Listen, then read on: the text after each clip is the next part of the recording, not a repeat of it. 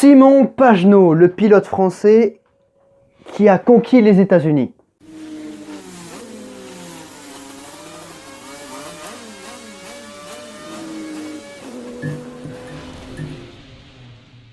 À l'image de Sébastien Bourdet, Simon Pagenaud est un pilote français qui a décidé de tenter sa chance aux États-Unis et qui a réussi. Il y a quelques mois, nous avions justement Sébastien Bourdet comme sujet. Maintenant, c'est au tour de Simon Pagenaud. À l'heure où sort cette vidéo, l'édition 2021 des 500 miles d'Indianapolis n'a pas encore eu lieu. Et j'en profite pour vous inciter à regarder cette course qui est chaque année très spectaculaire. Course que Simon Pagenaud a remportée en 2019.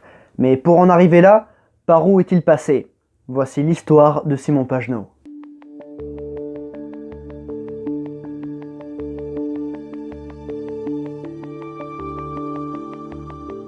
Simon Pagenaud est né le 18 mai 1984 à Montmorillon dans la Vienne. Très vite, Simon se passionne pour le sport automobile. Dans un premier temps, il travaille un petit peu avec ses parents qui tiennent un commerce, ce qui leur permet de mettre un petit peu d'argent de côté pour sa future carrière. Et c'est comme ça qu'il a pu faire ses débuts en kart. C'est à l'âge de 10 ans que le petit Pagenaud débute sa carrière.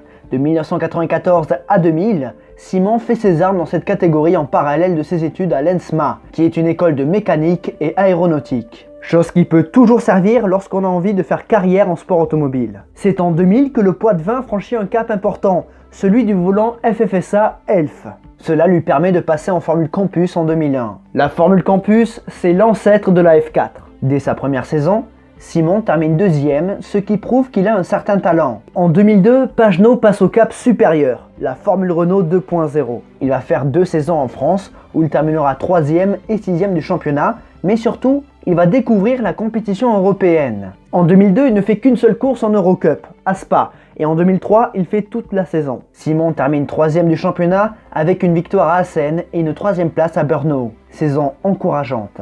En 2004, Simon fait partie des favoris et va pleinement assumer son statut, mais il sera battu par Scott Speed au championnat. Cependant, il remporte 2 victoires, une à Valence et une autre à Manicourt. Des résultats suffisants pour continuer de gravir les échelons. Et qu'y a-t-il après la Renault 2.0? Exactement, la Renault 3.5. Avec le team Stony Racing, sa saison sera très compliquée. Des résultats mitigés qui lui valent seulement une 16e place au championnat. Alors Simon va devoir faire un choix. Il sait qu'il a du talent et il y croit, mais les portes en Europe sont difficiles d'accès. Alors il décide de tenter sa chance aux États-Unis, peut-être inspiré par la réussite de Sébastien Bourdet en Champ Car.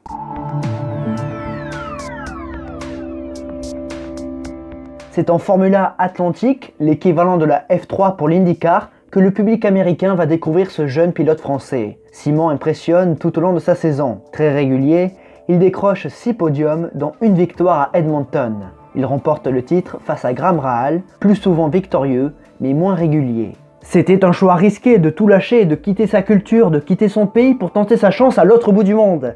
Mais pour le moment, ça paye. Et aux États-Unis, il y a quelque chose qui a de quoi donner envie aux jeunes pilotes.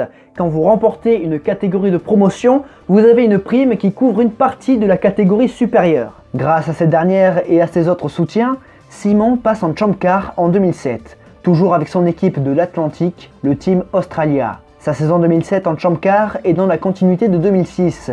Régulier, il accroche 6 top 5 et termine 8e du championnat. Une bonne première année dans cette catégorie qui disparaîtra l'année suivante pour fusionner avec l'IndyCar. Mais une nouvelle fois, les pions ne s'alignent pas à l'avantage de Simon Pagenaud qui ne trouve pas de volant en IndyCar. Son team, le Team Australia, a fait faillite. Alors, il doit trouver une solution.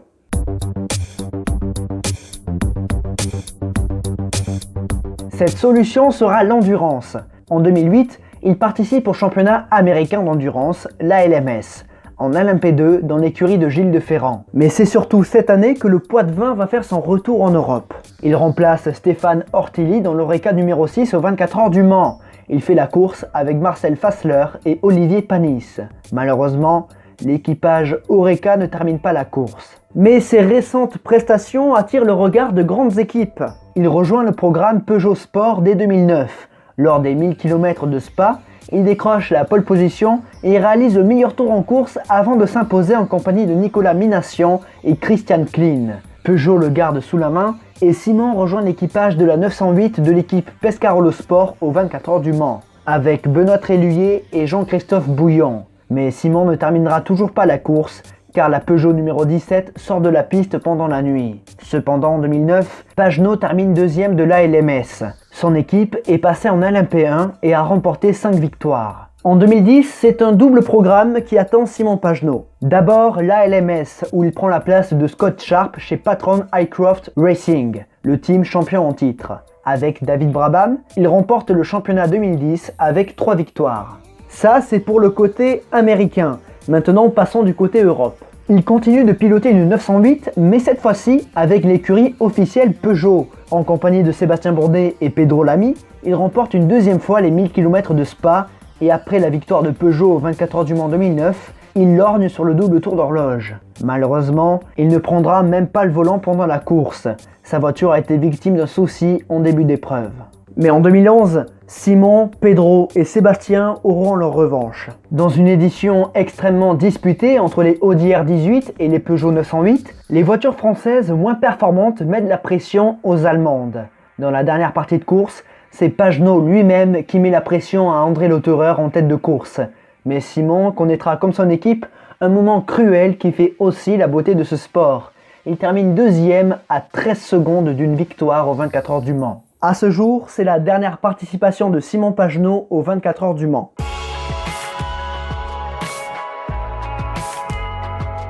L'IndyCar s'ouvre enfin à lui en 2012. Il retrouve la monoplace. C'est avec Schmidt Hamilton Motorsports qu'il dispute la saison et prend part à son premier Indy 500. Il fait une très bonne saison. Il décroche un podium dès sa 3e course à Long Beach. Il est malgré tout plus en difficulté sur ovale, et ça se comprend. C'est un exercice totalement différent. Il lui faut un temps d'adaptation. À l'Indy 500, il ne termine que 16e, mais il retrouve le podium de suite après à Détroit par une 3e place. Il termine à nouveau 3e à Mid-Ohio ainsi qu'à Baltimore et se classe 5e du championnat. C'est tout simplement le rookie de l'année. Simon semble avoir trouvé sa place. Il reste aux États-Unis en 2013 et participe à ses premières 24 heures de Daytona en janvier et termine 21e. En IndyCar, Simon démarre moins fort mais score des points importants. Il termine 8e des 500 miles, mais surtout, il remporte sa première victoire en IndyCar. Il décroche un nouveau podium à Mid-Ohio et remporte une 2e victoire. Après Détroit, c'est à Baltimore qu'il triomphe. Il termine 3e du championnat. Remarqué et remarquable, l'avenir de Simon Pagenaud s'éclaircit. En 2014, il fait une 3e saison chez Schmidt. Après avoir terminé 11e de la Rolex 24, il fait un début de saison impressionnant avec notamment une victoire au Grand Prix d'Indianapolis. De quoi lui donner beaucoup d'espoir pour l'Indy 500. Qualifié 5e, il ne fait que confirmer son talent. Malheureusement, la course est plus difficile car Pagenaud perd du rythme. Il termine 12e. Mais il est convaincu que son heure viendra. Il termine la saison 5e avec une 2e victoire à Houston. Après 3 saisons brillantes dans une équipe moyenne, Simon Pagenaud est jugé comme un champion potentiel. En tout cas, c'est ce que pense Roger Penske et il va lui faire confiance pour 2015.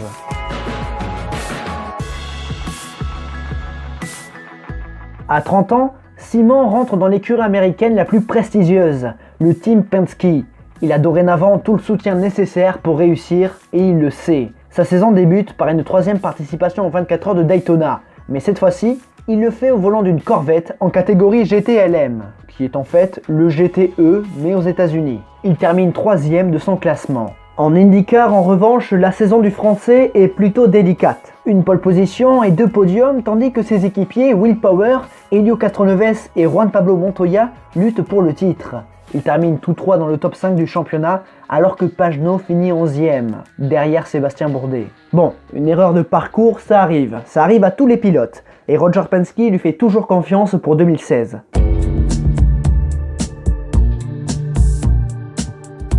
En janvier, Simon réalise son meilleur classement en Daytona avec une 6e place au général, de quoi lui redonner confiance.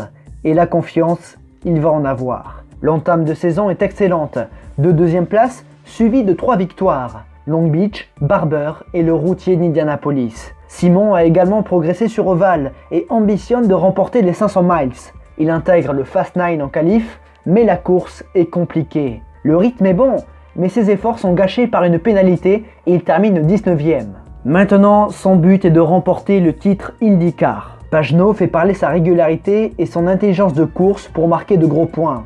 Il remporte Mid-Ohio et lutte face à Will Power pour le titre lors de la dernière course à Sonoma. Il a clairement l'avantage au championnat mais il ne faut pas craquer. Et il n'a pas craqué. Simon décroche la pole position et remporte la course ainsi que le championnat. C'est le premier Français à remporter l'IndyCar. Penske a vu juste. Pagenaud était bien un champion potentiel. C'est une consécration énorme pour Simon Pagenaud qui a décidé de changer de vie pour tenter sa chance aux États-Unis. Fallait oser, il fallait le faire fonctionner. Maintenant, il ne lui manque que l'Indy 500.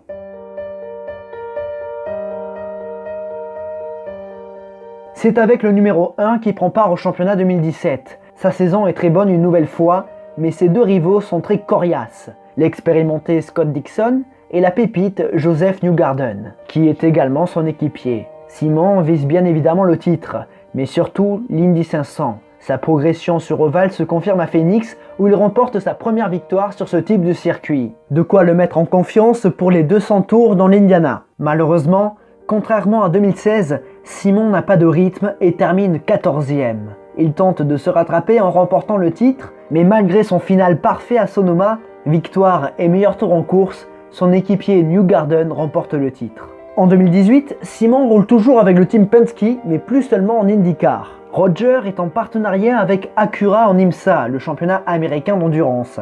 Cette Acura est une DPI, soit les LMP1 américaines, et Simon fait équipe avec Montoya et Dan Cameron. Pas toute la saison, juste 3 courses, dont Daytona. Mais la victoire aux 24 heures de Daytona se refuse toujours à lui. En IndyCar, Pagenaud veut le titre et la victoire à l'Indy 500. Mais malheureusement, ce sera une année vierge de succès. Cependant, il obtient son meilleur résultat à Indianapolis avec une 6e place après s'être longtemps battu pour la victoire face à Will Power.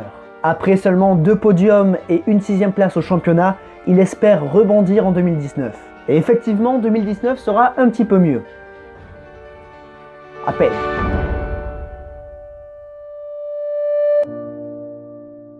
Simon fait une timide entame de saison, mais retrouve la victoire lors du Grand Prix d'Indianapolis. De quoi bien le remettre en confiance pour l'Indy 500. Cette année, lui et son team Penske ont trouvé les réglages parfaits. La numéro 22, John Fluo, est une vraie fusée. Simon décroche la pole position et gère sa course à la perfection. L'important est d'être dans les premiers à la fin de course, et Simon est devant. Il lutte pour la victoire face à Alexander Rossi. La bataille est épique. Les deux pilotes échangent leur position. Pagenaud réussit à reprendre la première place dans l'avant-dernier tour. Il reçoit le drapeau blanc et doit défendre pour les 2,5 miles qui lui restent à parcourir. Il se décale plusieurs fois dans la ligne droite de retour. C'est le coup du dragon pour sortir Rossi de l'aspiration. Une manœuvre préméditée qui lui permet de rester devant au virage 3. Simon s'applique. Il est sur le point de remporter les 500 miles d'Indianapolis. Dernier virage. Rossi n'est pas loin, mais Simon sort en tête pour les derniers mètres de course et remporte enfin l'Indy 500. Le premier Français à réaliser cet exploit depuis Gaston Chevrolet en 1920. Enfin, Pagenaud a conquis cette course. L'exploit est beau. C'est un pilote européen qui a choisi de quitter le cursus qui mène à la Formule 1 pour obtenir du succès ailleurs.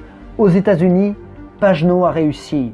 Il est champion d'IndyCar et maintenant vainqueur de l'Indy 500. Terminons, si vous le voulez bien.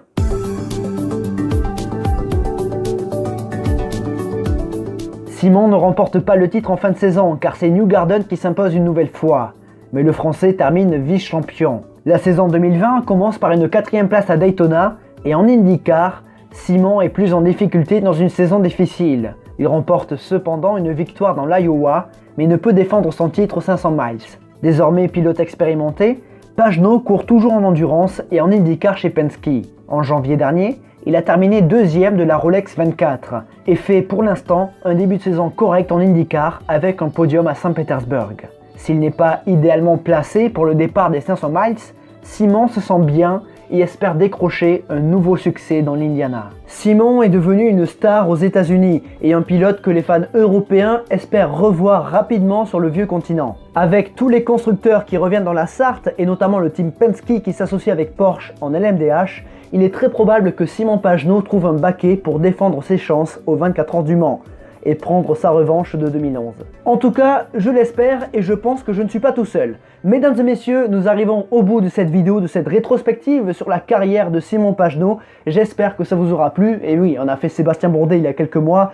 On a fait Franck Montagny, on a fait tous ces pilotes français qui n'ont pas forcément eu leur chance en Formule 1, mais qui ont brillé ailleurs. Et Simon Pagenaud fait clairement partie de ces gars-là. En tout cas, sur le côté gauche de l'écran, les logos des réseaux sociaux, Instagram, Facebook, Discord, Utip. Ceux qui ont fait des dons sur Utip ou qui ont acheté des produits sur le shop Le Circuit, vos noms s'affichent en bas de l'écran. Merci à vous, tous les liens, vous trouverez tous les liens dans la description, tout comme le lien de la chaîne secondaire La Piste qui vous attend. Si vous avez aimé cette vidéo, si vous souhaitez la faire connaître et dire aux autres qu'elle est très bien, qu'elle est géniale, que c'est la meilleure vidéo du monde, peut-être pas à ce point-là, mais vous pouvez le faire en partageant la vidéo, en likant la vidéo, en commentant la vidéo et bien sûr en vous abonnant à la chaîne et en activant la petite cloche. Ça fait 5 petits trucs à faire. En tout cas, c'est comme ça que vous m'aidez le plus. Donc, merci beaucoup. Merci à vous. Et en attendant, n'oubliez jamais, le plus important, c'est de continuer d'aimer le sport auto, continuer d'aimer Simon Pagenaud. À la prochaine. Je dois vous dire que les derniers tours de l'Indy 500 2019, j'étais debout sur... Bon, je pense que j'étais pas tout seul, mais j'étais debout sur la chaise et c'était long. C'était long. C'était plus long que les 150 tours qu'il y avait avant. C'était long. Et les derniers tours, quand il dépasse Rossi dans l'avant-dernier tour, fallait aller le chercher. Il a mérité. C'était une victoire avec panache en plus. Il a été très rapide et il a été la chercher. Donc ça, c'était beau. Bon, ce soit une victoire à l'Indy 500, même si elle est pas... Même si elle est un petit peu typée Dan Weldon 2011, je pense que vous la prenez quand même. On en parlera de cet épisode. Mais bon. Et en plus, ce qu'il y a de bien, c'est que Simon Pagenaud, il a une livrée, bon, sa livrée change quelquefois, mais le jaune fluo, ça se reconnaît, mais super loin. Donc, c'est bien. C'est une image de marque aussi. Ouais, j'espère qu'il va gazer demain. Des bisous.